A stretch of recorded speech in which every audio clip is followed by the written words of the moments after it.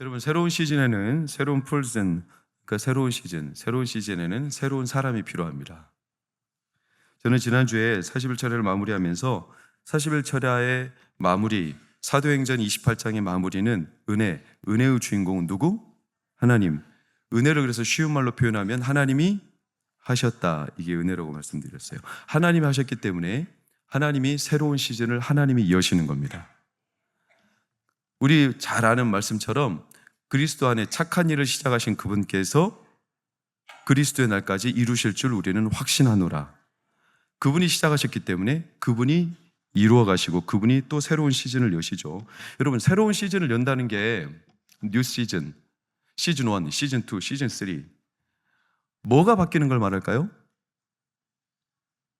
여러분, 드라마가 시즌 1, 시즌 2 뭐가 바뀌죠? 스토리도 바뀌고 환경도 바뀌지만 가장 중요한 건 사람이 바뀌어요. 사람이 바뀌는 거죠. 자, 아이가 성장했어요. 몸이 커요. 그러면 이전의 옷이 어떻게 되죠? 작죠. 불편하죠. 그럼 뭐가 필요해요? 새 옷이 필요한 거예요. 새 옷이 필요하기 때문에 몸이 바뀌는 겁니까? 아니죠. 사람이 바뀌었기 때문에 그렇죠. 새 옷이 필요한 거예요. 요즘에 우리 집에 신기한 현상들이 일어나고 있는데 예일이가 제 옷을 입는다는 거예요.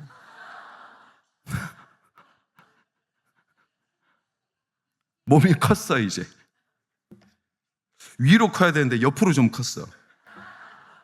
그래서 아빠 옷을 입고 다녀요. 가끔씩. 사람이 바뀌어요. 그러면 시즌이 바뀌는 거예요. 자, 트럼프가 대통령이 당선됐어요. 그랬더니 시장 판도가 바뀌어요. 전쟁 판도가 바뀌어요. 비트코인이 막 오르고 있어요. 이런 수많은 판도들이 바뀌는 이유는 트럼프라는 한 사람의 당선 때문에 그래요. 그래서 예수님도 새 부대에 뭐를 담는다? 새 포도주. 새 포도주가 왔기 때문에 뭐가 필요하다? 새 부대가 필요하다. 여러분, 옷이 커져서 새 사람이 되는 게 아니고 환경이 바뀌어서 사람이 바뀌는 게 아니고 사람이 바뀌니까 새로운 시즌이 열린다는 거예요. 그러니까 하나님이 새로운 시즌을 여셨다는 뜻은 새 사람이 되게 하신다는 뜻과 일맥상통해요. 만약에 우리가 환경만 바뀐다면 어떻게 되냐면 다시 돌아와 버려요. 도루묵이에요. 태조 이성계인가요? 피난길에 올랐다가 너무 배가 고팠는데 신하들이 물고기를 하나 갖다 줬죠. 이거예요. 뭔지 아세요? 묵어죠? 묵어예요, 묵어.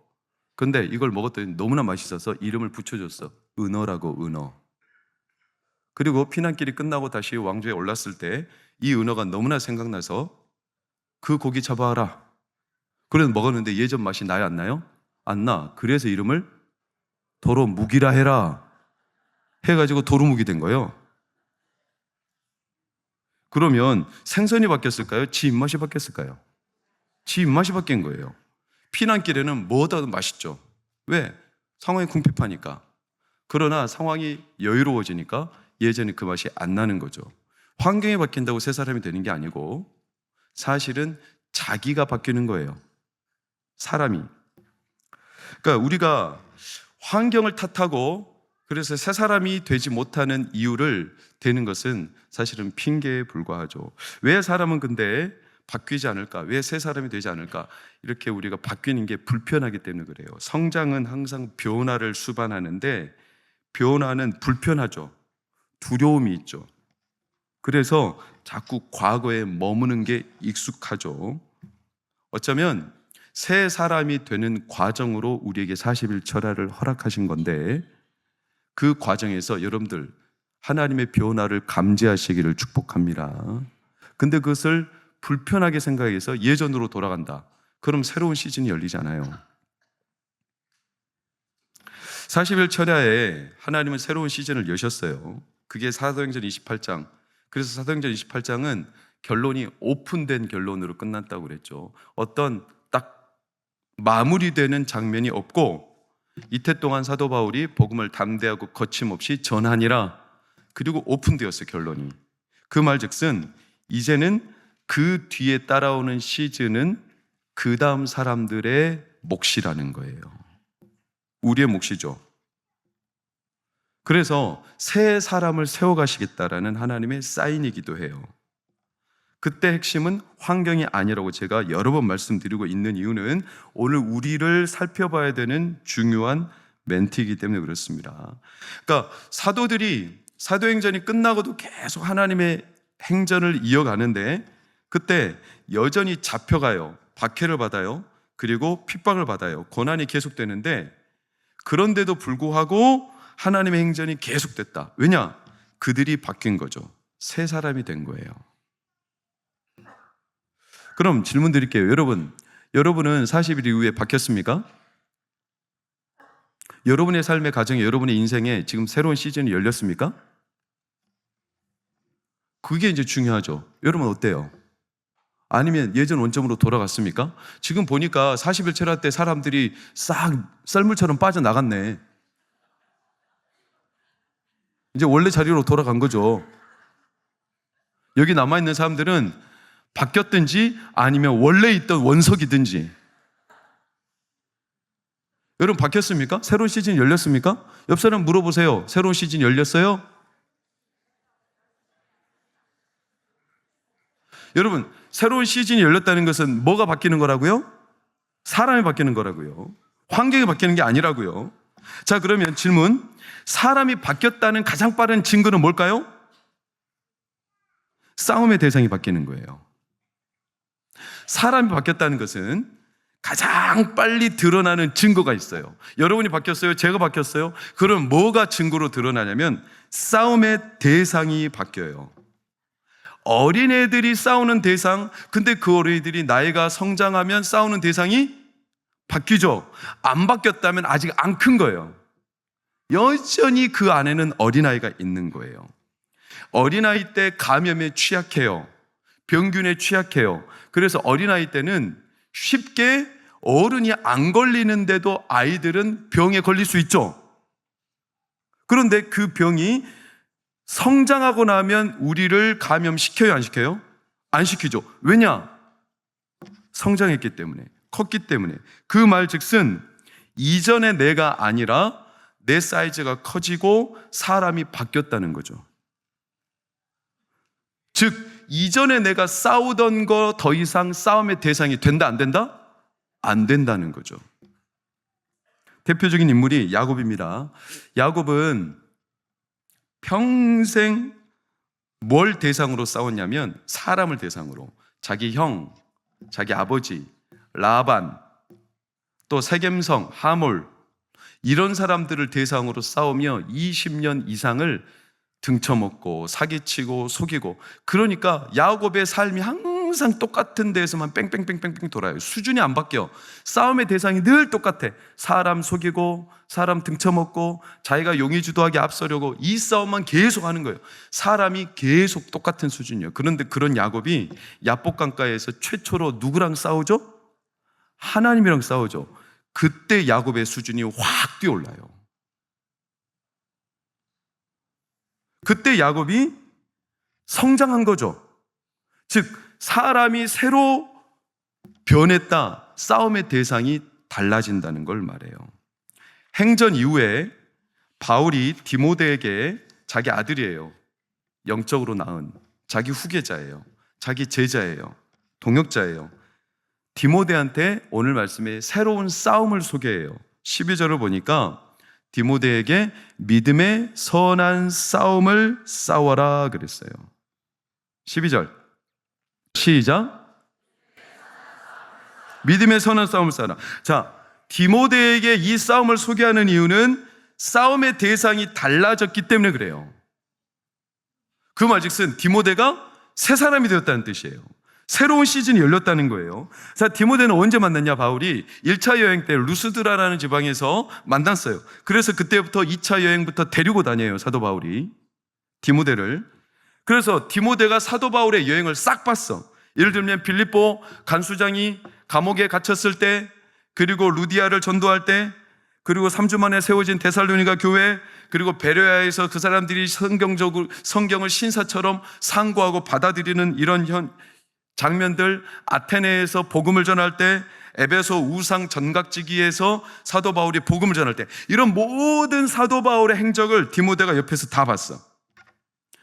그리고 디모데도 그 곁에 있다 보니까 새로운 시즌이 열렸어요. 디모데가 바뀌었어요. 그래서 오늘 1장 3절을 보면 디모데한테 부탁을 해요. 내가 마게도냐로 갈 때 너를 권하여 어디에 머물러라? 에베소에. 에베소라는 지역이 디모데를 남겨놓고 가요. 너 여기 남아라. 왜냐하면 에베소 교회는 사도 바울이 개척했지만 이제 너가 여기에서 목회를 해라. 새로운 시즌이 열렸는데 거기에 가장 적합한 세 사람은 누구다? 디모데다. 그래서 디모데를 거기다 세운 거죠. 왜? 디모데는요 다 봤어. 바울을 통해서 새로운 시즌이 열린다는 게 뭔지를 다 알아요. 그게 환경의 변화가 아니라 사람을 통해서 하나님이 새로운 시즌을 여시더라. 그래서 새 사람이 필요한데 디모데를 에베소 교회로 세운 거죠. 그리고 난 뒤에 디모데에게 편지를 보낸 게 오늘 디모데전서예요. 새로운 시즌을 연 디모데한테, 디모데야, 너가 앞으로 열어갈 새로운 시즌은 두려운 시간들이 아니라 하나님이 너랑 함께 하실 거야. 그러니까 환경 때문에 무너지거나 상황 때문에 무너지지 말고 하나님이 너를 통해 열어갈 시즌을 확신해라. 그게 디모데전서예요. 그러니까 우리 목회자들은 디모데전서를 많이 봐야 돼. 왜냐? 위로를 얻을 수가 있어요. 목회 현장이 갈수록 어려워지거든요.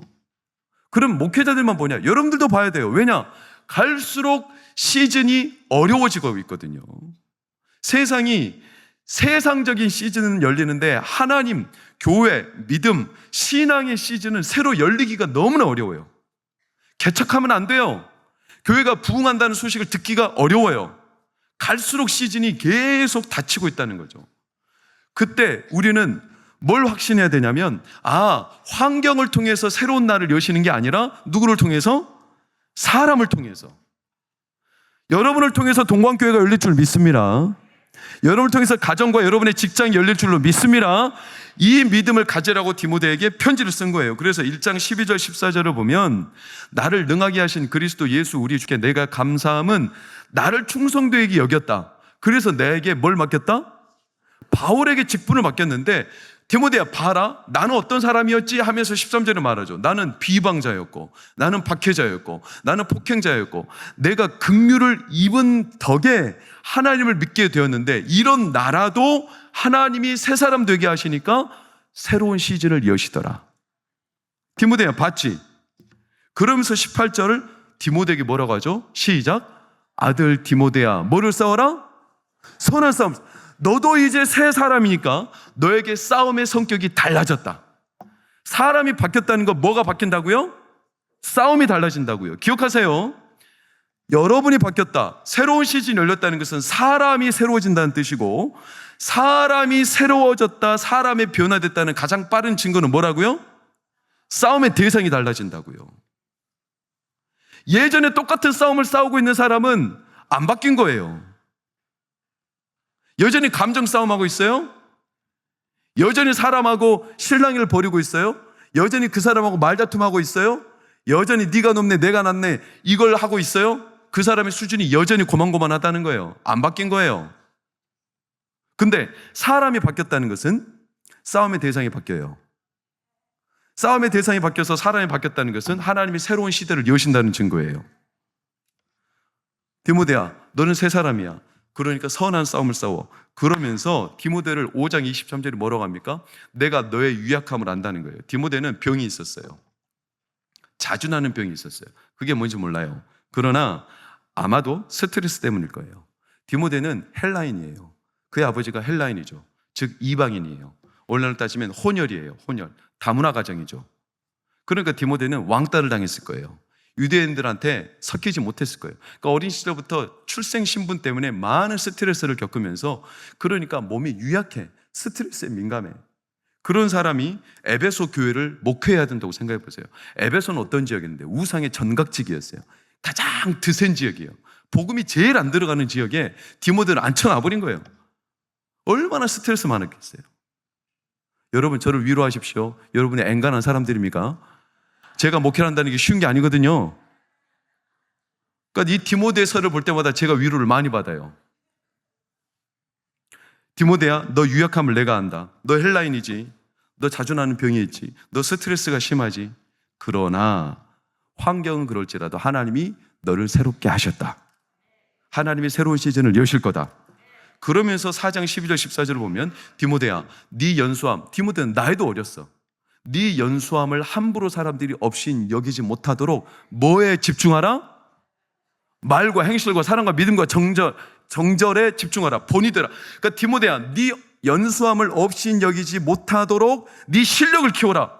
또는 네가 더 잘나야 된다. 네가 더 능력이 많아. 이런 게 아니라 선한 싸움을 싸우기 위해서 디모데야, 너가 하나님이 너를 새롭게 하신 성품으로 그들을 목회해라. 그게 믿음과 사랑과 정절과 소망과 말 행실이죠. 새 사람에게서 나오는 특징들. 그러면서 디모데를 용기 줘요. 디모데후서 1장 5절에서 8절을 보면 네 속에 있는 믿음은 거짓이 있다 없다? 없다. 왜냐? 너의 믿음은 누구에게 온 거다? 외조모 로이스와 어머니 유니기에서 받은 거 아니냐. 물론 아버지는 이방인이지만 그러나 너의 믿음은 굉장히 신실하다. 그리고 온전하다. 그리고 그 믿음이 너에게 있는 줄 내가 안다. 그리고 너에게 하나님의 은사가 있다. 그러니 디모데야, 이 불같은 은사를 가지고 너를 새 사람으로 하나님이 인정하시니 담대해라. 하나님이 새로운 시즌을 여실 거다. 이렇게 계속 디모데서 해. 여러분, 위로가 필요하면 디모데서 읽으시기를 축원합니다. 이것도 모자랐는지 디모데에게 너를 도와줄 새 사람들을 세워라. 그래서 디모데서에 보면 3장 2절 보세요. 감독을 세워라. 오늘날 따지면 장로님들이에요.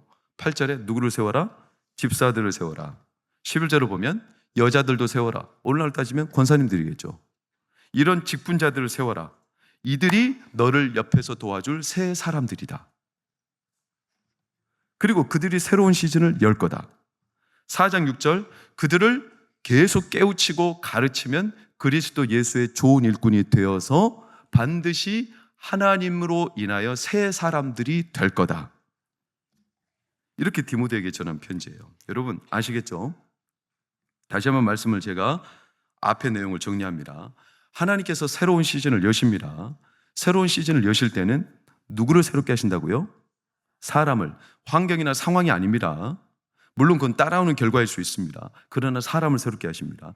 사람이 바뀌었고 사람이 새 사람이 됐다. 가장 빠른 증거가 뭐라고요?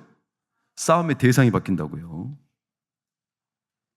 그래서 새로운 시즌이 열리게 된다는 걸 우리가 확인할 수 있어요. 교회는 사람이 세워지고 사람이 세워지는 겁니다. 그래서 새로운 시즌을 여는 거예요. 물론 그 과정에 보면 1장 19절에 믿음에서 파선한 자들이 덜어 있어요. 그러니까 믿음을 버렸어요. 그들은 새로운 시즌에 적합하지 않은 사람들이에요. 항상 환경과 상황만 판단하는 사람들이에요. 트집 잡는 사람들이에요. 늘 같은 문제로 불평해요. 광야 생활 중에 뺑뺑이 돌았던 이유는 40년 동안 같은 문제로 늘 불평해. 새로워지진 않아요. 또 음식 투정하고 있고 또 물 투정하고 있고 또 먹을 거 없다고 또 고난 때문에 힘들다고 이렇게 투정하는 사람들, 맨날 같은 생각, 같은 마음, 같은 길을 걸어가는 그 사람들은 새로운 시즌에 적합하지 않아요. 그래서 늘 같은 길만 도는 사람들. 여러분, 길은 걷는 사람이 있으면 길이 나는 법이지 길이 있어서 가는 게 아니에요. 근데 우리 습성은 있는 길로만 가려고 해. 그리고 다른 길을 제시하면 불평부터 해. 예전에 그런 길 없었다는 거예요. 나랑 안 맞는다는 거예요. 여러분, 왜 그래서 새 사람을 통해서 새 시즌을 여시냐면 새로운 사람들이 새로운 길을 걸어가니까 그래요. 예수님 그러셨어요. 내가 곧 길이요 진리요 생명이니. 예수님이 가는 길을 유대인들 가운데 태반은 안 가려고 그래. 왜냐? 우리가 원하는 길이 아니라는 거예요. 그래서 자기들이 가던 길로만 가. 그러니까 그들에게는 새 부대가 없어요. 새 포도주는 임했는데 새 부대가 없어. 그러니까 새 포도주를 부어줘도 부대가 어떻게 돼요? 찢어져 버려요. 새로운 시즌이 열리지 않아요.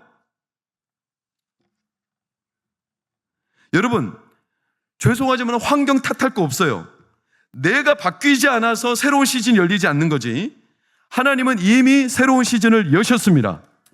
결혼생활, 부부간의 관계, 자녀들과의 관계, 사실은 환경의 문제가 아니에요. 내 문제죠. 저를 따라하세요. 좋은 회사는 좋은 사람들이 만든다. 좋은 교회는 좋은 성도들이 만든다. 좋은 교회라서 좋은 성도들이 오는 게 아니에요. 성도들이 좋은 교회를 만드는 겁니다. 그 사람들이 새로워지는 거죠. 그런데 맨날 핑계대. 환경 핑계대. 상황 핑계대. 우리 교회는 왜 그래? 우리 목사님 왜 그래? 항상 같은 문제로 핑계대요. 여러분 절대로 좋아질 수 없어요. 왜 그런 줄 알아요? 항상 다니는 길로만 가기 때문에 그래요. 거기는 새로운 시즌이 없어요. 제가 주 이름으로 부탁합니다. 여러분 직분자들, 저도 직분자죠. 우리 장로님들, 권사님들, 안수희 집사님들, 물론 서리 집사님들 다 직분자지만 우리 직분자님들, 죄송하지만 잠깐 일어나 주세요. 직분자님들 일어나세요. 장로님, 집사님, 권사님.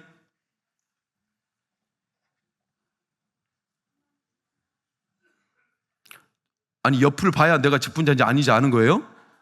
왜 자꾸 옆을 보고 물어보는 거예요? 죄송합니다. 이렇게 제가 부탁드려서. 왜냐하면 40일 철회를 끝내고 하나님 우리 가운데 새로운 시즌을 여실 줄 저는 믿습니다. 근데 그때 누구를 통해서 여신다고요? 사람을 통해서 여신다고요. 환경을 바꾸시는 게 아니라고요. 직분자들이 왜 중요하냐면 직분은 감투가 아닙니다. 직분은 내가 그동안 수고했던 데에 대한 증거를 삼는 기념비가 아닙니다. 아, 그동안 열심히 했기 때문에 이 감투를, 이런 게 아니죠. 직분은 하나님의 교회를 새롭게 여시는 하나님의 신호입니다. 신호. 그러니까 우리 장로들 때문에, 우리 권사님들 때문에, 우리 집사님들 때문에 아, 동방교회가 새로운 시즌이 열리는구나. 할렐루야. 이렇게 하나님이 사람을 통해서 여시는 거죠. 그러게 되기를 축복합니다. 저를 통해서, 우리 직분자들을 통해서. 저를 따라 하십시오. 나는, 주목 주십시오. 나는 일감이 아니다. 나는 일꾼이다. 다시 한번 옆 사람 보고 이렇게 권면하세요. 일감 되지 말고 일꾼 되자. 다시 한번 일감 되지 말고 일꾼 되자. 앉으십시오. 감사합니다. 따라해 주셔서. 일감 되시면 안 돼요. 일감 되시면 안 돼요. 하나님이 새로운 시즌을 여시는데 교회 안에 일감들이 많을 때가 있어요. 근데 일감들이 저 같은 오래된 성도들일 때가 많아요. 일감이요. 교회에서 하나님의 뜻보다 자기 주장이 더 앞서요. 하나님의 길보다 자기 길이 앞서요. 그래서 일감이 돼버려. 그 일감들을 다 파헤치고 하나님 뜻을 발견하는데 너무 많은 시간이 걸릴 때가 있어요. 그래서 한국교회가 속도가 너무 더뎌요. 하나님을 새로운 시즌을 여시러 가는데 사람들의 장애물이 너무나 많아. 여러분, 내년 우리 교회 표가 뭔지 아십니까? 저를 따라합시다. 하나님의 꿈에 단순하라. 다시 한번 하나님의 꿈에 단순하라. 하나님의 꿈이면 단순하게 믿고 따라가는 겁니다. 거기에 이거 판단하고 저거 판단하고 이런저런 판단하는 게 아닙니다. 하나님은 항상 심플하고 단순하고 명확하고 조건이 없이 내 뜻을 따라오는 자들을 통해서 역사하십니다. 새 사람이죠. 즉시 나를 따르니라. 그물을 버려두고 즉시 나를 따르니라. 나를 따르는 자들이 뒤를 돌아보면 내 마음에 합당하지 않다. 왜요? 판단하는 거죠. 계산하는 거죠. 하나님의 뜻보다 온갖 다른 계산이 너무나 많아진 거죠. 일감이죠. 일감. 여러분, 그런 측면에서 우리 동광교회는 지금 새로운 시즌이 열렸습니까? 새 사람이 지금 세워지고 있습니까? 여러분, 부장님으로 수고할 때, 구역장으로 수고할 때, 인도자로 수고할 때, 또는 여러 다양한 회장님, 그리고 기관에서, 부서에서 여러분들 헌신해달라고, 봉사해달라고 할 때 거절하지 마시고 받아주시기를 축원합니다. 받으시기를 축원합니다. 아멘 소리가 작아서 다시 한번 합니다. 받아주시기를 축원합니다. 받으셔야 합니다. 왜 학생이 너희들이 부장할 건 아닌데. 그래도 저런 야성이라도 있어야지. 유민이 잘했어.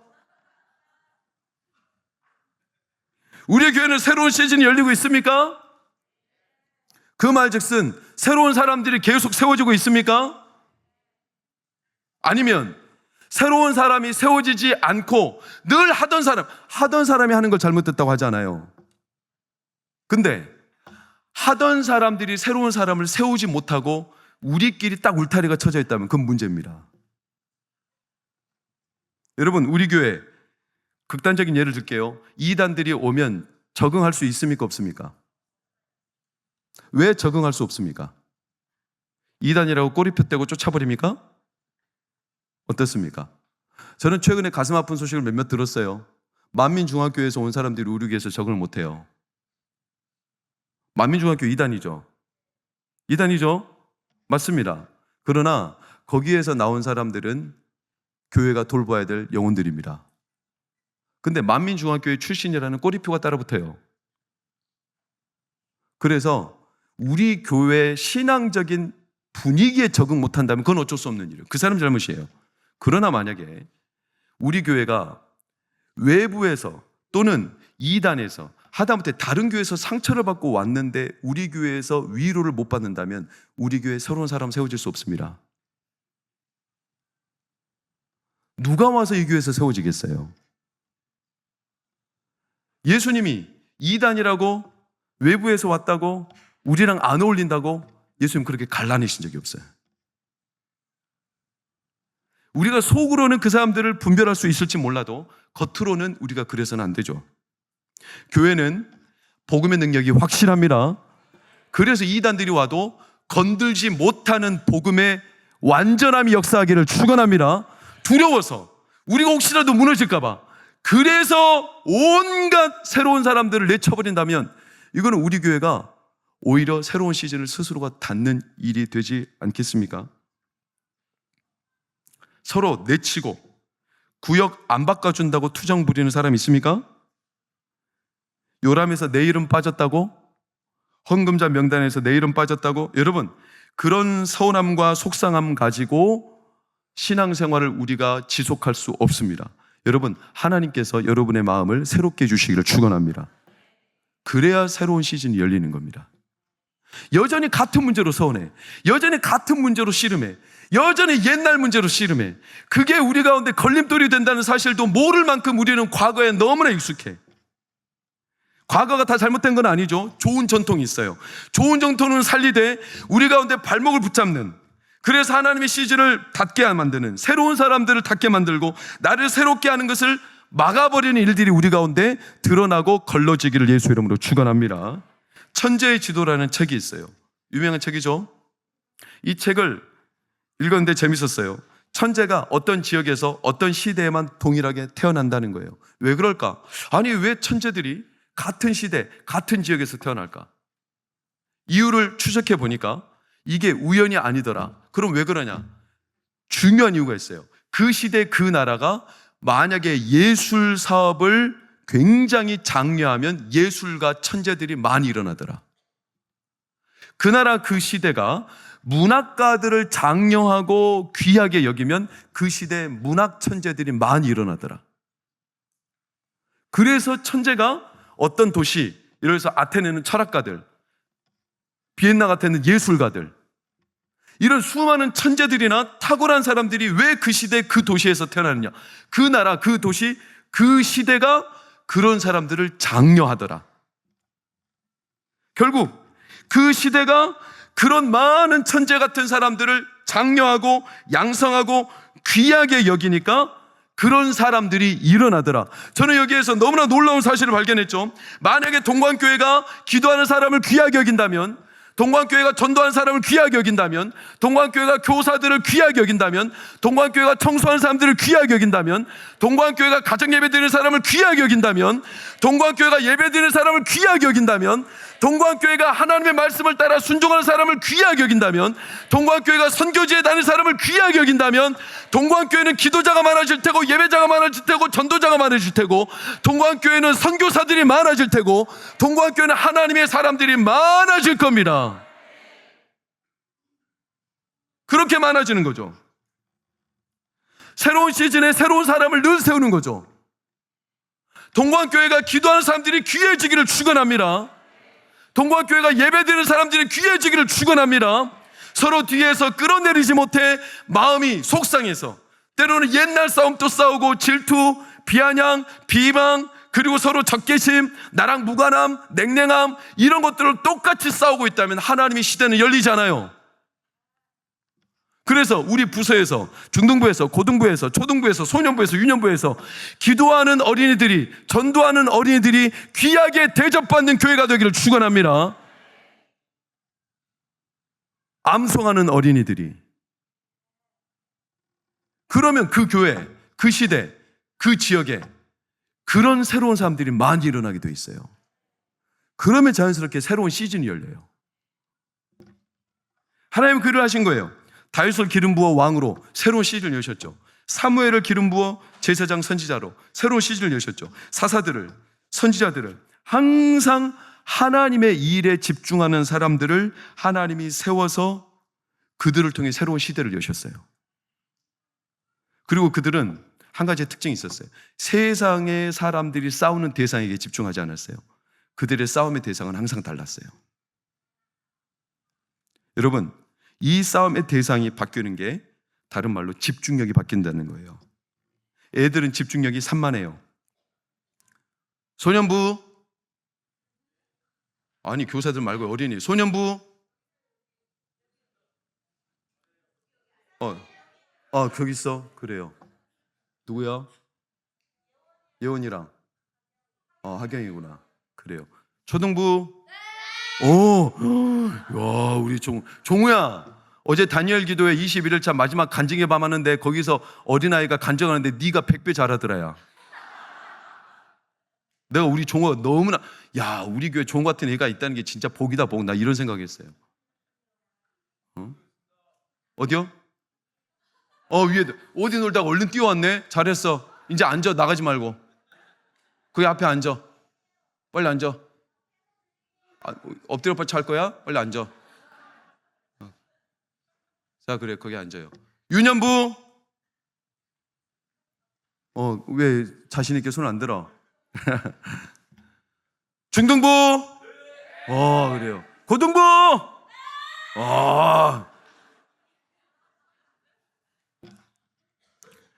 여러분, 어린이들은 집중력이 떨어지죠. 그래서 싸움의 대상이 항상 고만고만한 거예요. 그렇잖아요? 근데 그런 어린이들이 이 자리에 앉아있다는 것은 대단한 거예요. 어린이들은 심부름 시키면 아빠 뭐 사러 했는지 잊어버리고 엉뚱한 데 갔다 와버리는 경우도 있어요. 왜? 집중력이 떨어져요. 싸움의 대상이 바뀌었다는 것은 집중력이 바뀌었다는 뜻이죠. 게하시가 아람 군대가 보이다가 엘리사가 기도하니까 누가 보이죠? 그렇죠. 하늘의 천군 천사가 보였죠. 그게 적군이 사라진 게 아니죠. 여전히 아람 군대가 있죠. 근데 눈의 집중력이 바뀌었죠. 싸움의 대상이 달라지는 거예요. 늘 같은 문제에 넘어지던 사람이 같은 문제에 안 넘어진다. 이것은 싸움의 대상이 바뀌었다는 증거고 집중력이 달라졌다는 증거예요. 어린애들은 감정적으로 싸우죠.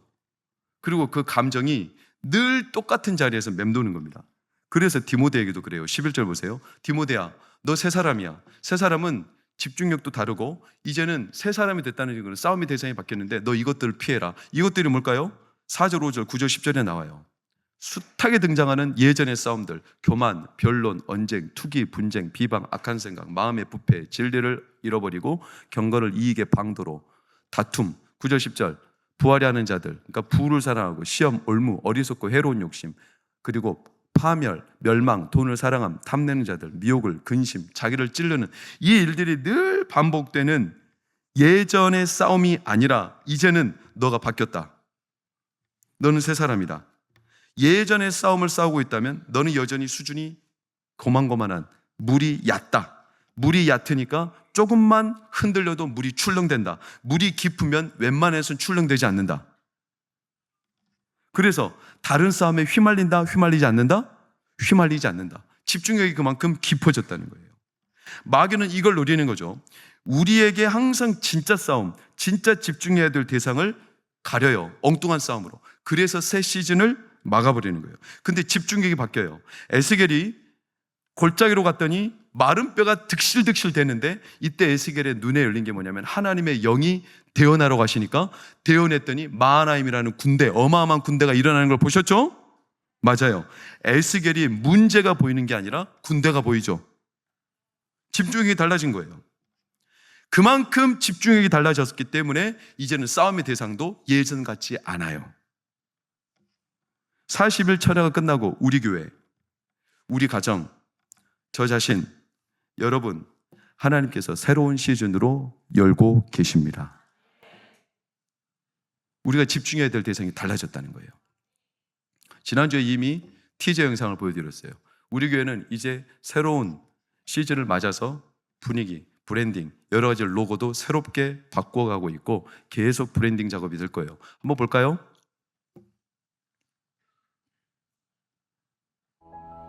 우리의 과거는 가족이 되어주는 교회, 이 전통을 그대로 우리가 뿌리를 두고 갑니다.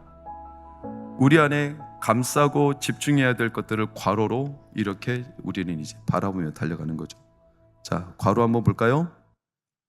네, 예루살렘에서 유대와 사마리아 땅끝까지, 그리고 개척과 성장했고 도약과 부흥했으며 이제는 변화된 비전으로 나가죠. 그 다음 세대, 이음 세대, 세움 세대, 우리 어른들 세움 세대죠. 나에서 가정으로 교회로, 그리고 가정에서 교회로 지역으로, 그리고 세상에서 인간 하나님으로, 그리고 새 시즌에서 새 사람으로, 새 싸움으로 우리는 집중력이 바뀌어가는 겁니다. 그래서 이런 상도동의 교회가, 가족이 되어졌던 교회가 점점 우리 가운데 새로운 시즌으로 DK 동광교회로 우리는 새로운 시즌을 열어갈 거예요. 이걸 디모데에게 말했고 우리 교회, 우리 가정, 우리 자신들을 하나님이 이렇게 바라보고 계십니다. 그래서 디모데에게 12절 볼까요? 디모데야, 믿음의 선한 싸움, 믿음은 싸움의 방법이고 선하는 싸움의 목적이에요. 이제 새로운 시즌이 열렸다. 너의 싸움은 믿음이라는 방법으로 하나님의 선한 목적을 이루어가는 싸움이 될 거다. 이 사실을 이 자리에 있는 우리 동광교회 교인들이 함께 마음에 확신하고 함께 품기를 축복합니다. 성경에 새로운 시즌이 열렸던 일들이 많아요. 여러분, 십계명 두 돌판이 처음에 금송아지 사건으로 깨지고 그 다음에 다시 받죠. 이때 모세가 새로운 돌판을 받을 때 하나님 앞에 엎드려 그 돌판을 얻기 위해서 이게 내 싸움이 아니라 하나님의 싸움이라는 걸 철저하게 깨닫는 장면이 있어요. 여러분, 홍해를 건넜던 이스라엘 백성들이 두 번째 요단강을 건널 때 홍해 앞에서는 불평하며 우리가 이 강에서 다 죽었구나, 이렇게 마음에 완전히 하나님과 관계가 없었던 백성들이 요단강에서는 어떻게 됐냐면 새로운 시즌이 열렸죠. 발을 먼저 요단강에 담궈요. 사람들이 바뀐 거예요. 광야, 정탐꾼, 40년 전에도 정탐꾼 보냈어요. 그러나 10명이 불평하면서 우리는 저 땅에 들어가면 메뚜기 꼴, 죽을 꼴이다 라면서 온갖 비방을 아끼지 않았던 사람들인데 40년이 지나고 여호수아 때 정탐꾼들은 갔다 오더니 뭐라고 했냐면 이 땅 하나님이 주신 땅이다, 하나님이 여셨다. 예전이나 지금이나 가나안 땅은 똑같아요. 사람들이 바뀐 거예요. 그러면서 담대하라, 하나님이 우리와 함께 하시리라. 수냄 여인이 분명히 예전에는 마음에 감춰진 상처가 있었어요. 그러나 교회를 열심히 섬겼죠. 그러나 분노가 있어, 서운함이 있어. 왜? 자기에게 아이가 없었어. 하나님 응답하시지 않았다는 이 상처가 도드라지게 엘리사 때문에 드러나죠. 안 그런 척 덮고 있었는데 이 마음속에 깊은 서운함, 이 상처, 이거를 엘리사 앞에서 다 쏟아내고 난 뒤에 7년이 지나고 수냄 여인은 어떻게 바뀌냐면 이제는 더 이상 과거 문제로 씨름하지 않아요. 그리고 죽음이나 환경이나 기근 앞에서 그 마음이 흔들리는 게 아니라 말씀을 따라 담대히 걸어가는 수냄 여인으로 새로운 시즌이 열려요. 베드로 그물 2번 던진 거 아시죠? 처음 그물 던졌던 누가복음 5장에서는 그날 물고기가 너무 안 잡혀서 한숨 푹푹 쉬어가며 오늘 일진 다 망했다고 불평에 찬 모습으로 그물을 씻고 있었어요. 그때 예수님이 그물 던지라고 하니까 마지못해 어쩔 수 없이 믿음도 없이 그냥 던졌어요. 그게 베드로의 처음 시즌이에요. 그런데 이런 베드로가 요한복음 21장에 다시 그물을 던지는 장면이 나오거든요. 이때는 베드로가 기대하면서 뭐를? 예수님이 나와 함께 하시리라는 이 기대감이 있어. 베드로가 그때 어떤 상황이었냐? 예수님을 3번이나 부인했어요. 얼마나 자존감 상해, 얼마나 수치스러워요. 예전에 자기 베드로라는 이름이 부끄러울 만큼 산산조각난 이 베드로가 거기에서 그물들 질 때 이 수치스러운 모습이 자기에게 전혀 걸림돌이 안 되고 오히려 언제 예수님이 나를 봐주실까? 이 그물을 던지고 있으면 언제 예수님이 나를 오라고 하실까? 이 기대감에 찬 새로운 시즌으로 베드로가 하나님을 붙드는 장면이 2번 나와요. 여러분, 성경에 새로운 시즌이 열릴 때마다 공통점이 뭐냐? 다 하나님 앞에 그들의 마음에 선한 싸움을 하나님의 함께 하시는 이 믿음의 확신으로 마음의 변화가 일어났다는 거예요. 예수님도 마찬가지예요. 예수님의 믿음의 선한 싸움을 싸웠습니다. 예수님이 겟세마네 동산에서 기도했습니다. 겟세마네라는 동산의 뜻이 뭐냐면 한편으로 의역하면 쥐어짜다라는 뜻이 있어요. 예수님이 자기의 온갖 심혈을 쥐어짜서 땀이 핏방울이 되고 그래서 온갖 자신의 목숨까지 쏟아내야 되는 그런 상황. 그 옆에서 마귀는 예수님에게 싸움의 질을 떨어뜨리며 예수님을 계속 비방하고 예수님의 싸움을 흐려놓으려고 했겠지만 예수님은 그 앞에서 하나님의 선하심을 확신하며 그 싸움을 계속 싸웠죠. 여러분, 이게 이제 믿음의 싸움이에요. 우리 동관교회는 새로운 시즌이 열렸습니다. 하나님이 그 싸움을 여셨습니다. 그래서 이제 우리는 싸움의 대상이 바뀌었어요. 과거의 싸움이 아니에요. 여러분의 싸움의 대상이 바뀌었어요. 예전에 싸우던 대상이 아니에요. 왜냐? 새로운 사람이 됐어요. 저도 마찬가지예요. 저도 이제 싸움의 대상이 바뀌었어요. 바뀌어가고 있어요. 여전히 어렵죠. 저는 병과 통증과 지난 1년 싸웠고 이제는 바뀌었어요. 이제는 죽음과의 사투가 아니에요. 저는 죽음과 사투하는 시간을 이제 지냈어요. 그럼 이제 무슨 싸움 할까요? 지금은 잠과 싸워요. 육체적으로는 1시간마다 깨는 이 잠과 싸워요. 그러나 저는 병과 싸우고 있잖아요. 이번 주도 간병할 때 제가 싸우는 대상이 뭔지 아십니까? 죽을까 말까 이런 싸움이 아니에요. 이 통증이 언제 끝날까 이런 싸움이 아니에요. 제가 싸우는 싸움이 뭐냐면 간단해요. 하나님이 이렇게 힘든데, 이렇게 잠을 못 자는데, 이렇게 어려운데, 문제가 계속 반복되고 상황은 똑같은데 여전히 여기에 하나님 계시죠? 하나님 이곳에 함께 하시죠? 이 묻는 싸움이에요. 묻는 싸움. 하나님의 선하심, 선한 싸움. 하나님이 이런 상황에서도 여전히 나와 함께 하심을 믿고 붙들고 버티는 싸움.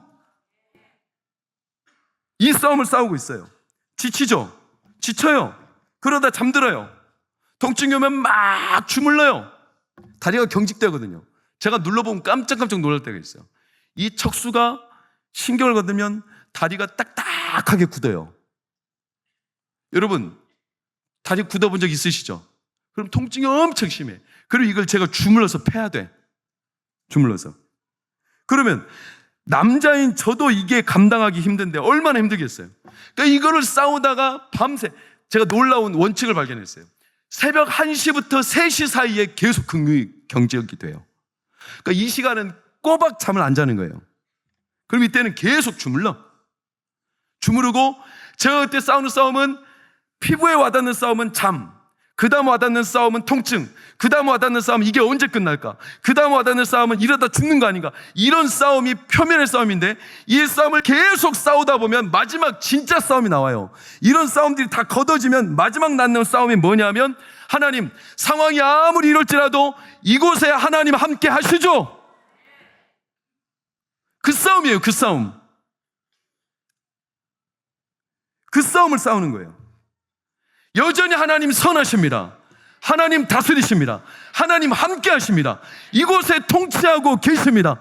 환경은 아닌데, 상황은 그게 아닌데 여전히 그 싸움을 싸우면서도 이 믿음을 하나님 앞에 드리며 믿음의 선한 싸움, 믿음으로 하나님이 이 환경조차도 하나님의 목적대로 이루실 줄 믿습니다. 그 하나님의 선함을 신뢰하는 싸움. 우리의 동관교회가 여러분이 이제 여전히 똑같은 현실이라도 하나님이 여러분의 삶에 선하게 역사하신다는 사실을 믿고 버티는 이 진짜 싸움을 하시기를 축원합니다. 싸움의 대상이 바뀌었어요. 싸움의 성격이 바뀌었어요. 그리고 내가 새 사람이 됐다는 증거가 바로 그거예요. 믿음의 선한 싸움. 죄와 피 흘리기까지 너희는 싸우지 않았다. 죄는 뭔데요? 죄는 하마르티아, 벗어나게 하는 거. 내가 너무나 힘드니까 하나님으로부터 마음이 멀어지게 만드는 게 죄죠. 우리는 죄와 피 흘리기까지 싸워. 어떻게? 아무리 내 상황이 어려워도 하나님은 나와 멀어지시지 않았다. 이 죄와 싸우는 거죠, 죄와. 그래서 고난은 때로는 유익하다고 말하는 거예요. 고난은 나를 무능력하게 느끼게 만들지만 고난이 계속 있으니까 가짜 싸움이 다 벗겨져.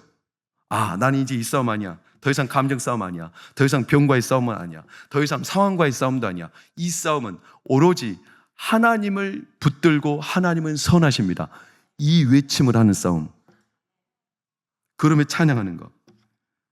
엠마오교회 한찬송 목사님이 그런 이야기를 하셨는데 이 말씀만 드릴게요. 고난이 왜 유익이냐? 정금같이 나온다고 그러죠. 그분이 그런 얘기를 하시더라고요.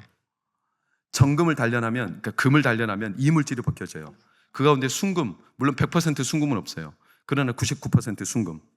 그리고 이제 18번 단련한 18K, 14번 단련한 14K, 24K 이런 식으로 단련한 정도에 따라 24K, 18K, 뭐 14K 이렇게 나누죠. 근데 옛날 때는 이런 기술이 없었기 때문에 이 금이 좋은 금이지 낙금인지 어떻게 판단했냐면 금에다가 자기 얼굴을 비춰본대요. 그래서 자기 얼굴이 또렷하게 드러나면 그것은 좋은 금. 나쁜 금은 둔탁해. 드러나지 않아. 아예 안 드러나는 건 금이 아니라 그건 쇳덩이에요, 쇳덩이. 고난이 언제까지 우리를 단련하냐면 내 삶을 들여다볼 때 하나님의 얼굴이 드러나기까지. 진짜 하나님의 선하심을 붙들고 있는 나 자신을 보기까지. 그래서 고린도서에서 사도 바울은 이렇게 말했어요. 뭐라고? 내가 어렸을 때는 말하는 것이 어린아이와 같고 깨닫는 것이 어린아이와 같고 생각하는 것이 어린아이와 같다가 장성한 사람이 되어서는 어린아이의 일을 버렸노라. 우리가 지금은 거울로 보는 것 같이 힘이 하나 그때는 얼굴과 얼굴을 대하여 볼 것이요 지금 내가 부분적으로 하나 그때는 주께서 나를 아신 것 같이 내가 온전히 알리라. 이때까지, 그때까지 하나님은 우리에게 선한 싸움을 싸우러 가세요. 사랑하는 동학교회 성도님들, 우리 선한 싸움을 싸웁시다. 새로운 시즌이 열렸어요. 이미 새로운 사람이 됐어요. 그 말즉슨 싸움의 대상이 바뀌었어요. 예전 싸움에 휘말리지 않아도 돼요. 이제 우리가 싸워야 될 싸움은 환경은 똑같아. 여전히 상황은 똑같아. 아니 더 나빠졌을 수도 있어요. 그럴지라도 믿음의 선한 싸움. 하나님은 선하십니다. 하나님 여전히 통치하십니다. 이 밤에도, 이 깊은 밤에도 여러분, 하나님이 이곳에 계심을 믿습니다. 내 방에 계심을 믿습니다. 이 싸움, 저도 싸우고 여러분도 싸워 승리하시기를 축원합니다. 저도 철야가 끝나면 가면 또 간병 들어가거든요. 그럼 또 싸움을 싸워. 뭐라고? 하나님 이 병상에 함께 하신 줄 믿습니다. 그러다가 지쳐 잠들어. 그럼 또 일어나. 그럼 또 그때 또 외쳐. 하나님 이곳에 함께 하신 줄 믿습니다.